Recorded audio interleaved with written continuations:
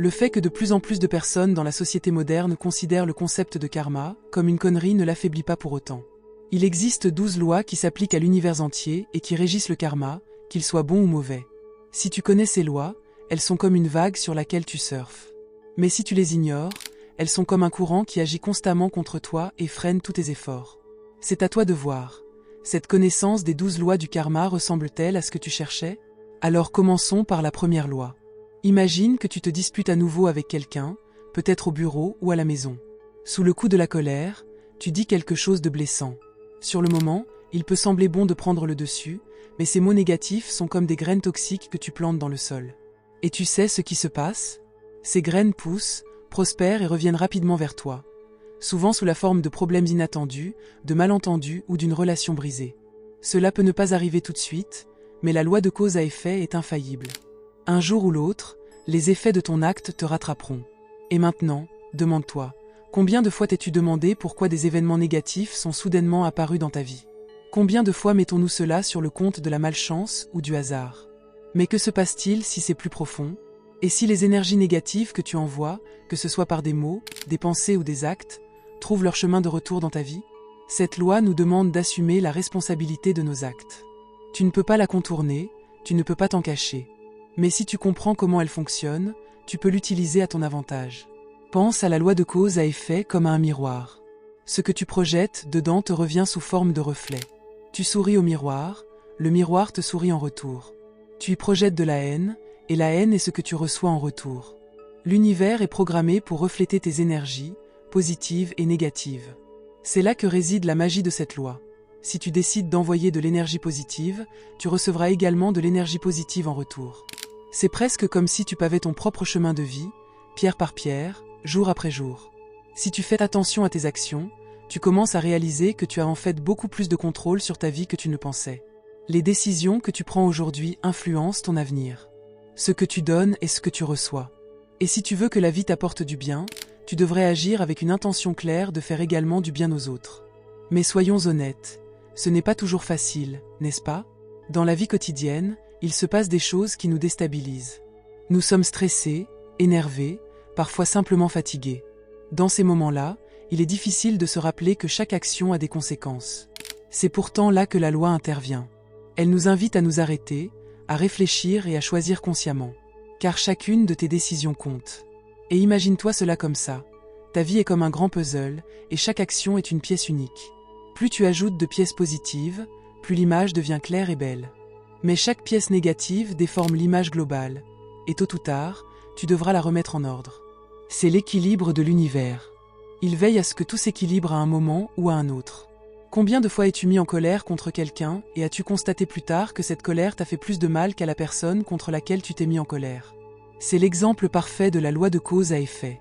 L'énergie négative se répercute toujours sur l'émetteur, parfois même plus fortement. Mais si tu fais preuve de compassion et de compréhension à la place, tu envoies ces énergies positives, et elles te reviennent, peut-être sous la forme de gentillesse, de bonheur ou d'une opportunité inattendue. La première loi du karma n'est donc pas seulement un principe universel, c'est une invitation à vivre plus consciemment. Elle t'invite à t'arrêter et à réfléchir à ce que tu envoies dans l'univers avec chacune de tes actions. Car ces énergies, ces ondes, reviennent toujours vers toi. Et si tu agis avec intention, tu peux utiliser ces ondes pour créer la vie que tu souhaites. Maintenant que nous connaissons la loi de cause à effet, nous pouvons aller plus loin dans la matière. Ensuite, nous nous penchons sur la deuxième loi du karma, la loi de la création. Il s'agit ici de savoir comment nous pouvons consciemment créer notre réalité en appliquant les principes de l'univers dans notre vie quotidienne. Es-tu prêt à te plonger plus profondément dans l'entrelac des lois du karma? Après avoir compris la loi de cause à effet, nous plongeons maintenant dans le deuxième principe important, la loi de la création. Si la première loi nous montre que chaque action entraîne une conséquence, la loi de la création nous apprend que nous pouvons être actifs dans ces conséquences. Il ne s'agit pas d'attendre passivement ce que la vie nous apporte. Il s'agit de créer nous-mêmes la vie que nous souhaitons. La loi de la création nous rappelle que nous ne sommes pas de simples spectateurs de notre vie. Nous sommes les architectes, les bâtisseurs de notre réalité. Chaque pensée, chaque décision et chaque action pose une nouvelle pierre dans les fondations de notre vie. N'attends donc pas que les choses se mettent en place d'elles-mêmes, prends le contrôle. Imagine que la vie est une œuvre d'art. Le monde te donne le pinceau, mais c'est toi qui décides de ce qui apparaîtra sur la toile. Si tu ne peins pas activement, l'image restera floue et indéfinie.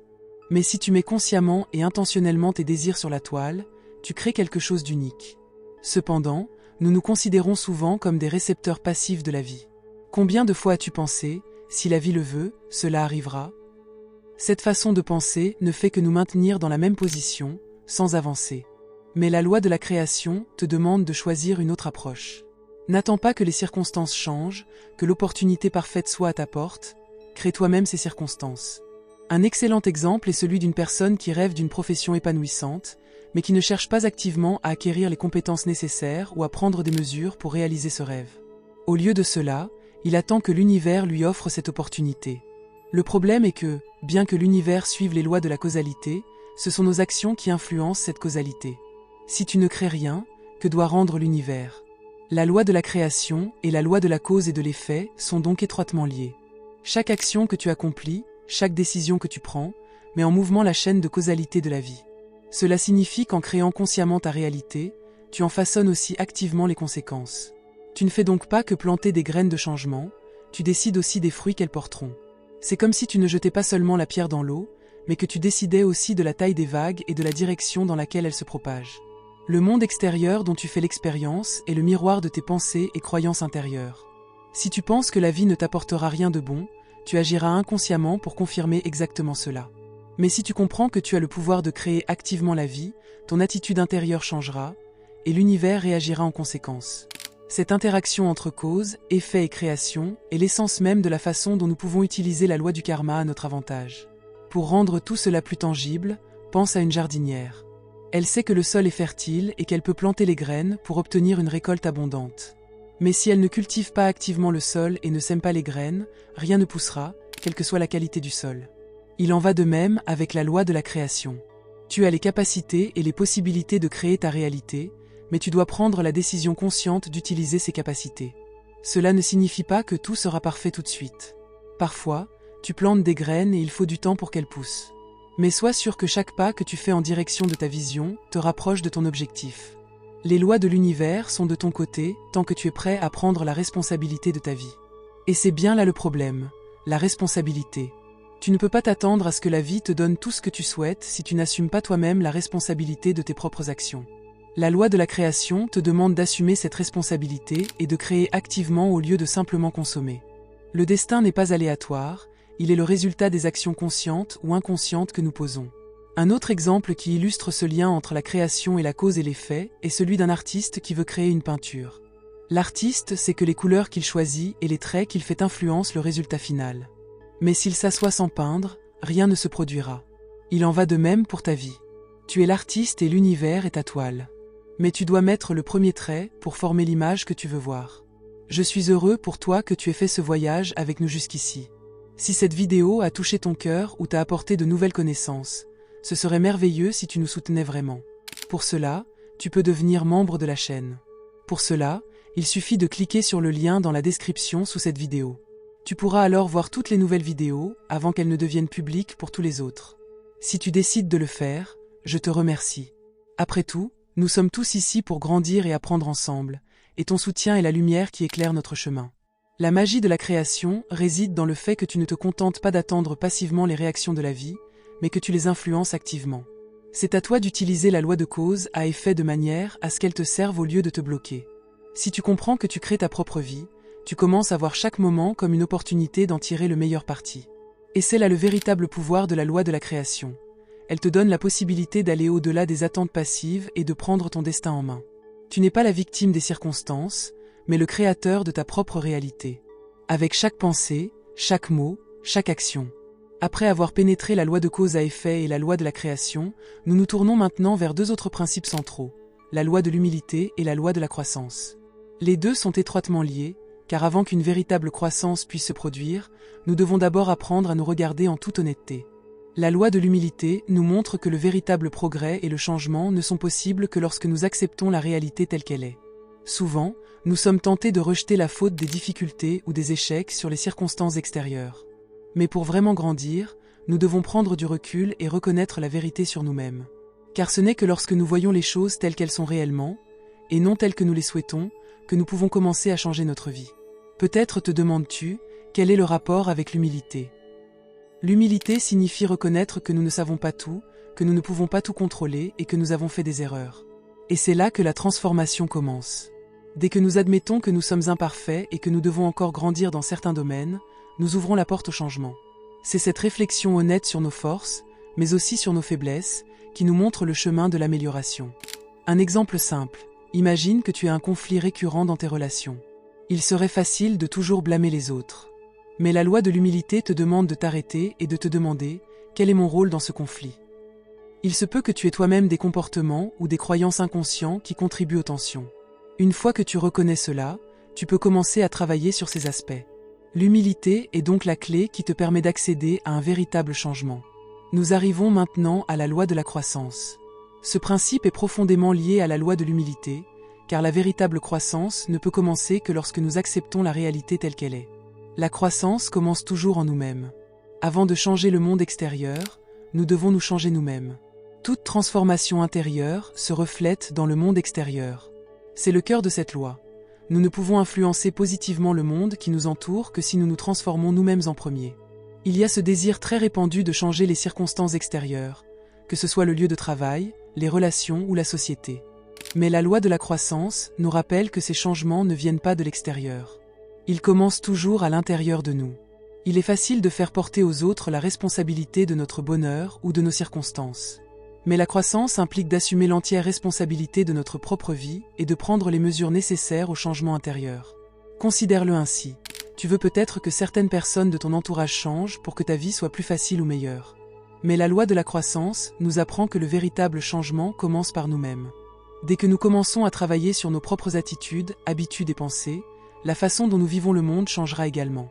Tu remarqueras qu'avec ton changement intérieur, les circonstances extérieures évoluent également à ton avantage. Qu'est-ce que cela signifie concrètement? Cela signifie que chaque progrès que nous faisons se produit de l'intérieur. Si tu cultives le calme intérieur, tu resteras serein même dans les situations difficiles. Si tu développes l'amour et la compassion, tes relations seront plus harmonieuses. Si tu pratiques l'autodiscipline, tu atteindras plus facilement tes objectifs. La loi de la croissance nous invite donc à ne pas compter sur les circonstances extérieures, mais à prendre la responsabilité de notre propre progrès. L'interaction entre la loi de l'humilité et la loi de la croissance est cruciale. Sans humilité, sans admettre que nous avons des faiblesses, que nous faisons des erreurs et que nous devons encore apprendre, il ne peut y avoir de véritable croissance. Tu ne peux pas grandir si tu n'es pas prêt à être honnête avec toi-même. L'humilité est le premier pas pour transformer son propre karma, pour élever sa vie à un nouveau niveau. Et lorsque nous grandissons, ce n'est pas seulement notre moi intérieur qui change, mais aussi le monde extérieur autour de nous. C'est un processus universel. Dès que nous trouvons notre équilibre intérieur, cet équilibre se reflète dans notre environnement. Tu constateras que les défis sont plus faciles à surmonter, que les relations s'améliorent et que tu es globalement plus satisfait et plus équilibré. C'est la véritable force de ces deux lois. Elles te demandent de regarder à l'intérieur pour voir les changements que tu souhaites à l'extérieur. Si tu as l'humilité de reconnaître tes faiblesses et la volonté de grandir intérieurement, tu vivras une transformation profonde, et cette transformation affectera toute ta vie. Donc, si tu veux vraiment changer quelque chose dans ta vie, commence par toi-même. Accepte avec humilité où tu te trouves dans ton voyage et sois prêt à prendre les mesures nécessaires pour ta croissance personnelle. Car l'univers n'attend pas que tu sois parfait.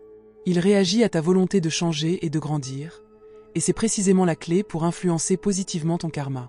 Après avoir compris les lois de l'humilité et de la croissance, nous nous tournons maintenant vers deux autres principes puissants, la loi de la responsabilité et la loi de la connexion. Ces deux lois interviennent profondément dans notre expérience quotidienne et nous rappellent que nos décisions ne concernent pas seulement nous-mêmes, mais aussi le monde qui nous entoure. Tout d'abord, jetons un coup d'œil à la loi de la responsabilité. Elle nous dit que nous sommes les seuls créateurs de notre réalité et que tout ce qui se passe dans notre vie est directement lié à nos propres décisions et actions. Il peut être tentant de rendre les circonstances extérieures responsables de nos problèmes. Le travail, l'environnement, la société. Mais cette loi nous montre que nous, et nous seuls, sommes entièrement responsables de ce qui se passe dans notre vie. C'est là qu'intervient le point crucial. Il ne s'agit pas de se blâmer soi-même, mais de prendre ses responsabilités. Beaucoup de gens confondent ces deux concepts. Blâmer signifie rester immobile, cela bloque notre capacité à changer les choses. Si nous nous rendons responsables de notre destin, ou si nous rendons les autres responsables, nous abandonnons le contrôle. La responsabilité, en revanche, signifie que nous avons le pouvoir de changer les choses. C'est une invitation à prendre notre vie en main, à prendre les rênes et à créer activement notre réalité. Imagine que tu es confronté à une décision difficile. Tu as peut-être l'impression d'être bloqué dans un certain domaine de ta vie, que ce soit au travail, dans une relation ou dans ton développement personnel. Il serait facile de blâmer les circonstances extérieures. Mon patron ne me donne pas ma chance, mon partenaire ne me comprend pas, les circonstances sont trop difficiles. Mais si tu reconnais la loi de la responsabilité, tu commences à comprendre que tu as toujours le choix. Tu peux soit attendre et espérer que les choses s'améliorent d'elles-mêmes, soit prendre tes responsabilités et chercher activement des solutions. La responsabilité est la clé du changement, car elle nous libère du rôle de victime. Lorsque tu commences à voir tes propres décisions et actions comme la cause des résultats dans ta vie, tu réalises que tu as aussi le pouvoir de prendre de nouvelles décisions plus conscientes. Et c'est là que la loi de la responsabilité et la loi de la connexion se recoupent. La loi de la connexion nous apprend que tout dans l'univers est interdépendant. Chaque action, chaque pensée, chaque décision que nous prenons a des répercussions, pas seulement sur nous-mêmes, mais sur toute la structure de l'univers. Nous pouvons penser que nos actions sont isolées, mais en réalité, chaque moment, chaque étape est liée à la suivante, comme les maillons d'une chaîne sans fin. Rendons cela plus tangible. Imagine que tu jettes une pierre dans un lac tranquille. Les vagues qui en résultent se propagent dans toutes les directions et atteignent des endroits que tu ne peux pas voir immédiatement. Il en va de même pour tes actions. Les décisions que tu prends aujourd'hui ont des conséquences qui vont bien au-delà de ce que tu peux imaginer. Peut-être ne remarques-tu pas immédiatement les conséquences, mais elles sont là, silencieuses et invisibles, et elles influencent les gens et le monde autour de toi. Les fils invisibles qui relient tout dans l'univers signifient que rien de ce que tu fais ne reste sans influence. Un mot gentil, une action irréfléchie ou même une pensée, tous libèrent des énergies qui continuent à se propager. C'est pourquoi la loi de la responsabilité est si importante.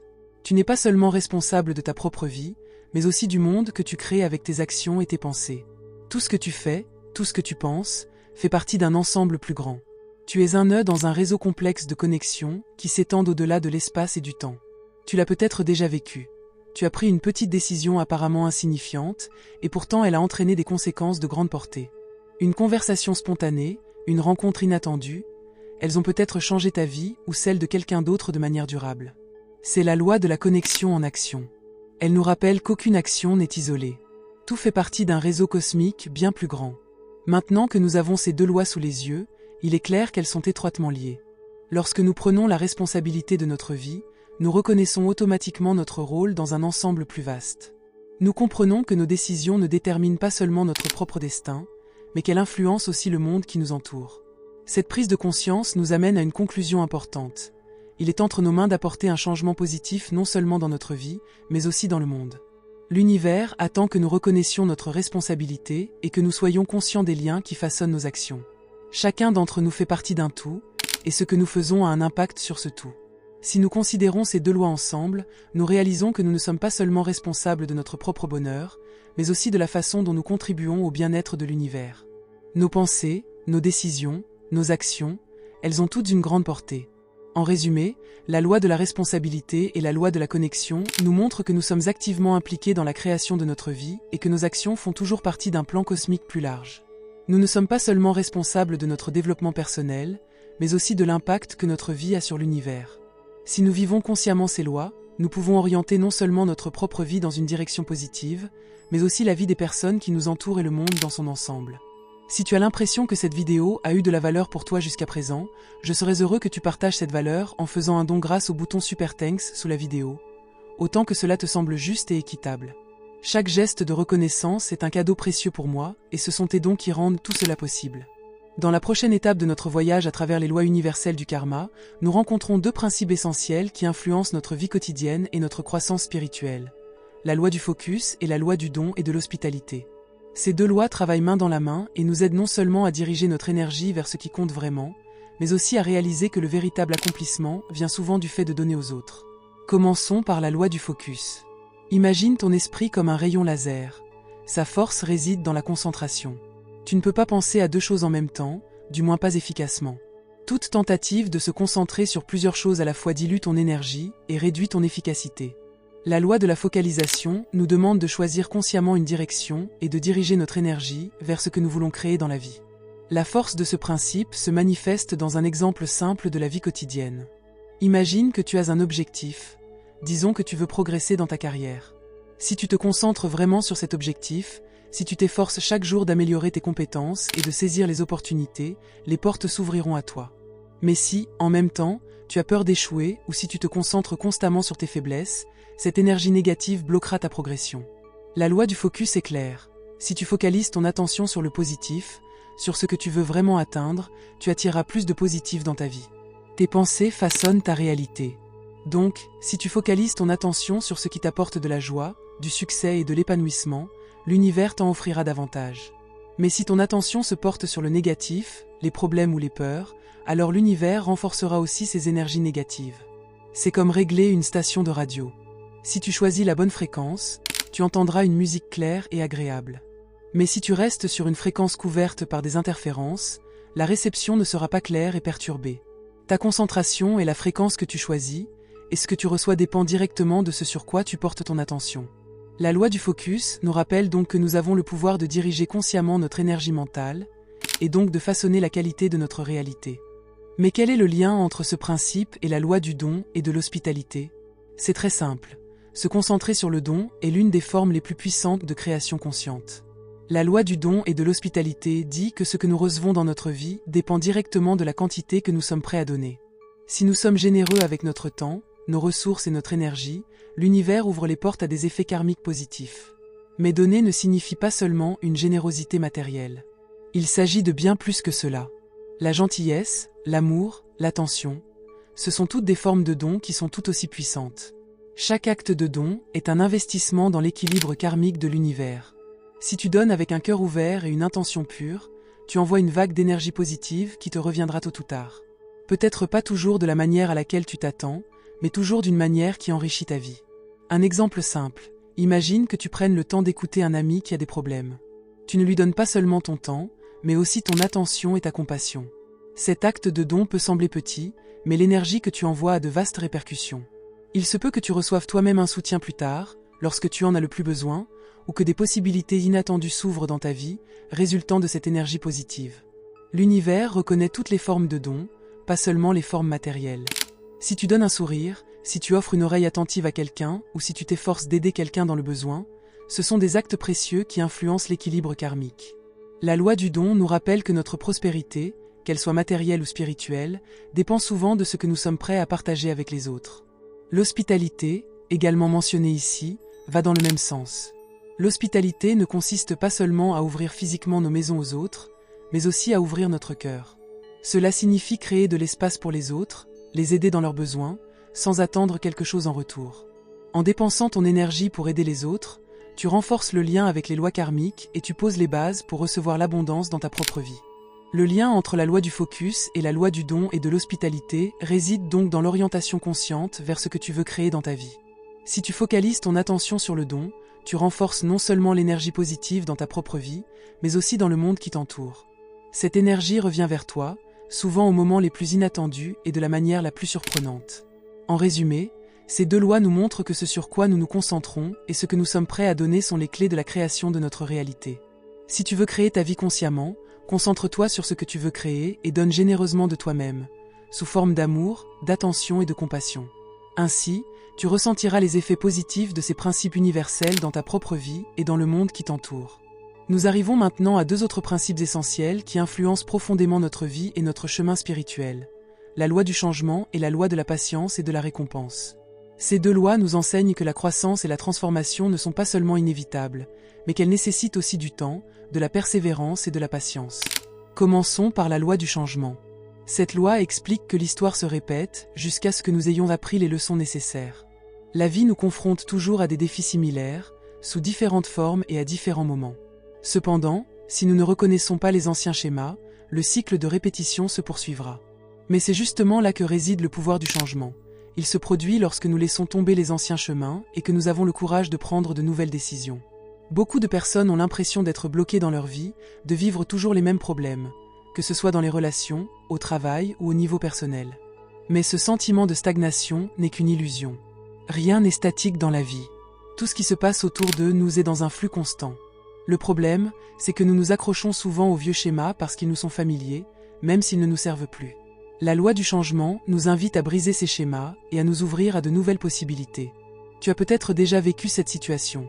Tu te trouves dans une situation qui te semble insupportable, peut-être une relation difficile ou un travail stressant. Au lieu de quitter cette situation ou d'essayer quelque chose de nouveau, tu restes parce que l'idée de changement te fait peur. Mais c'est justement le point. Si tu ne changes pas, tu resteras prisonnier de cycles karmiques négatifs. Ces cycles se répéteront jusqu'à ce que tu apprennes les leçons que la vie essaie de t'enseigner.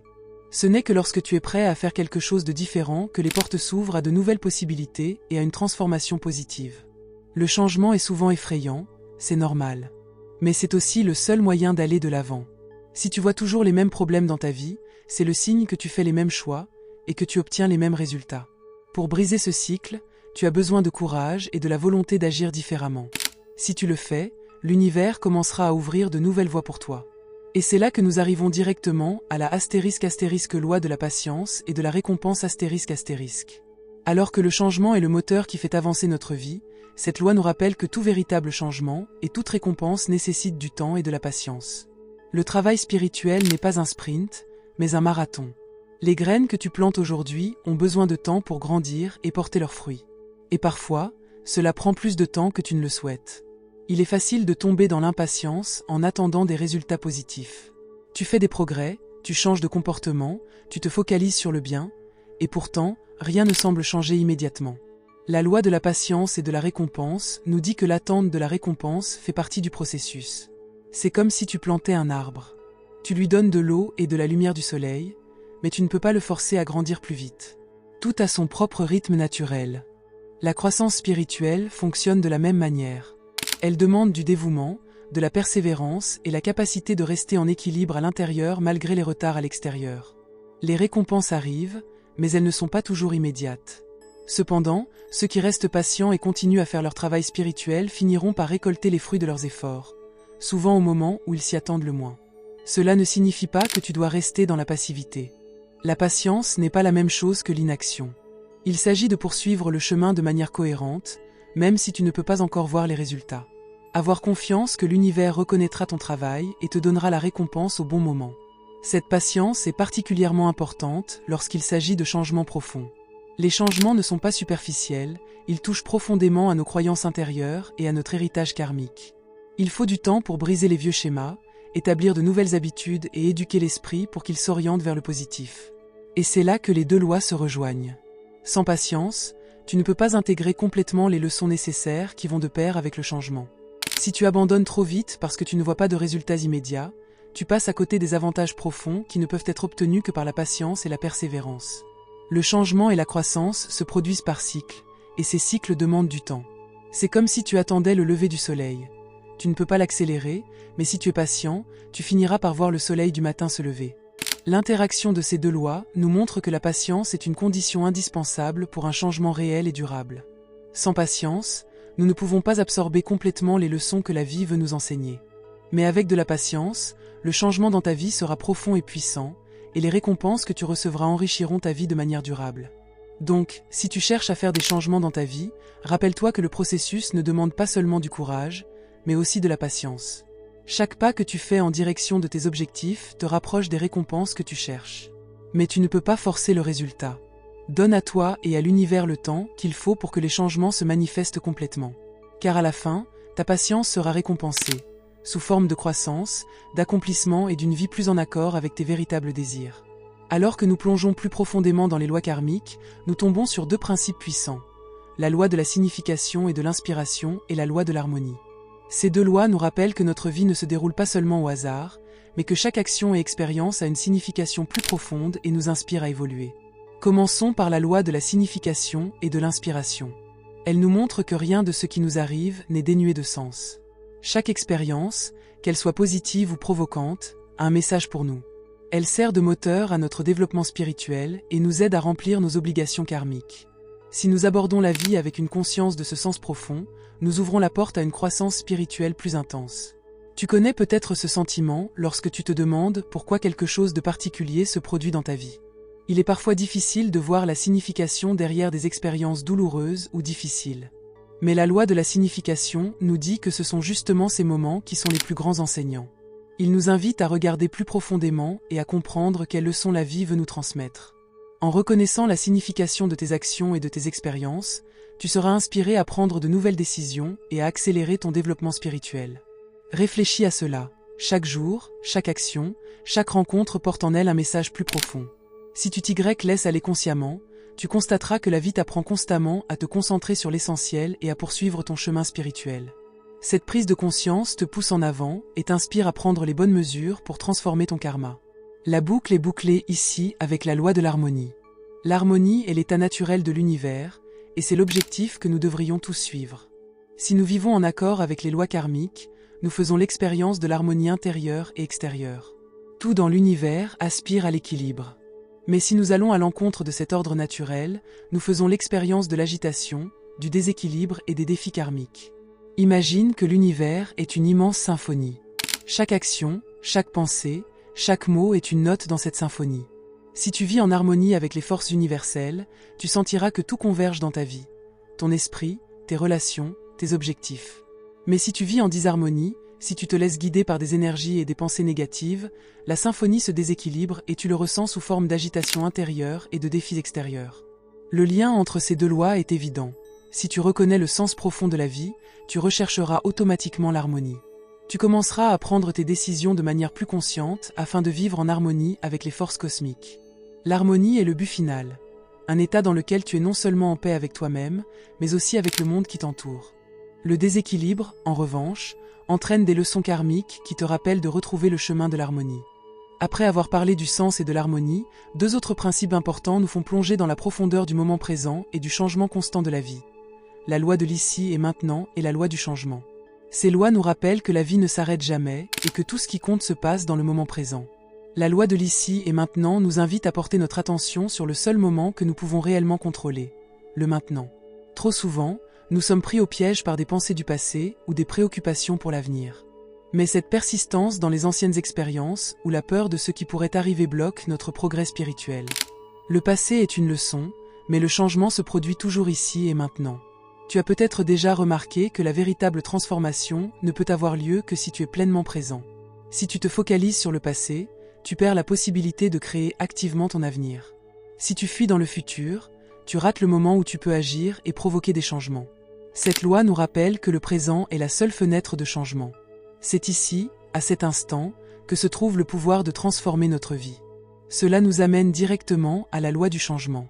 La vie est un flux constant, et rien ne reste jamais tel quel. Le changement est inévitable, et plus nous résistons, plus nous sommes malheureux. Le flux de la vie avance inexorablement, et notre bonheur et notre croissance spirituelle dépendent de la flexibilité avec laquelle nous gérons ces changements. La flexibilité est une vertu spirituelle importante. Elle nous permet d'accepter le flux naturel de la vie plutôt que de lutter contre lui. Si nous accueillons le changement au lieu de le craindre, nous faisons l'expérience de la croissance et du renouvellement. C'est comme les saisons. Chacune apporte sa propre beauté et ses défis, mais toutes ensemble font partie d'un cycle naturel qui maintient la vie dans sa plénitude. Le lien entre la loi de l'ici et maintenant et la loi du changement est clair. Le changement se produit toujours dans le moment présent. Si tu te focalises sur le moment présent et que tu acceptes les changements que la vie t'apporte, tu apprendras les leçons nécessaires et tu continueras à grandir. Ceux qui reconnaissent et acceptent le moment présent accueilleront le changement comme faisant partie de la vie et non comme quelque chose qui la menace. Maintenant que nous avons traversé les 12 lois du karma, nous pouvons regarder le tableau dans son ensemble. Le karma est le réseau invisible qui relie tout dans l'univers. À chaque instant de notre vie, il agit sur nous et façonne nos expériences, basées sur nos décisions, nos actions et nos pensées. Il est important de comprendre ce réseau invisible, car il dirige notre destin de manière subtile et souvent inattendue. Le pouvoir du karma ne dort jamais. Elle est la compagne silencieuse qui nous suit sur notre chemin et nous rappelle que chaque action que nous faisons aujourd'hui a un impact sur notre moi futur. Mais cette connaissance nous donne aussi un pouvoir incroyable. Si nous intégrons les 12 lois du karma dans notre vie, nous prenons le contrôle de notre destin. Nous devenons des créateurs conscients de notre réalité, au lieu de subir passivement les conséquences de décisions non vérifiées. À chaque pas que nous faisons consciemment vers l'harmonie et la croissance intérieure, nous nous rapprochons d'une vie épanouie et spirituellement enrichissante. Et c'est le potentiel de la vraie transformation. Chaque moment est une nouvelle occasion d'influencer notre karma. Chaque pensée, chaque décision offre l'opportunité de vivre de manière plus positive et consciente. Si tu prends conscience de ces principes et que tu les pratiques, tu remarqueras comment ta vie se transforme à tous les niveaux, de tes relations à tes succès professionnels en passant par ta paix intérieure. Au final, il reste un message central. le karma est le moteur de l'univers. Chaque pas vers la conscience, chaque acte d'amour et chaque moment de croissance te mèneront à une vie plus harmonieuse et plus épanouie.